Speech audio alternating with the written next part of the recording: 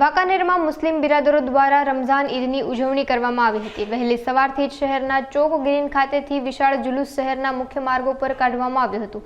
ત્યારબાદ માર્કેટ ચોક statue circle પાસેથી પસાર થઈ શહેરના દિવાનપરા વિસ્તારમાં આવેલ ઈદગાહ ખાતે પહોંચ્યું હતું। આ દરમિયાન ઈદગાહ ખાતે હજારોની સંખ્યામાં ઉમટેલા મુસ્લિમ બિરાદરોએ રમઝાન ઈદની ખાસ નમાઝ અદા કરી હતી તેમજ નાના મોટા સૌ કોઈએ એકબીજાને ઈદ મુબારક પાઠવી હતી। रहमत માટે છે અને ઈદ એક ખુશીનો દિવસ છે જે રમઝાનુલ મુબારકના રોઝા રાખ્યા બાદ રમઝાન જવાથી અલ્લાહ તાલા બધાને ખુશી આપે છે કે રમઝાન જવાથી જે ગમ મળ્યો છે એના બદલામાં ખુશીનો દિવસ છે અને મગફિરતનો દિવસ છે। આ દિવસે અલ્લાહ તાલા ઘણા બધા મુસલમાનોની મગફિરત કરી દે છે અને તમામ લોકોના ગુનાહોને માફ કરી દે છે।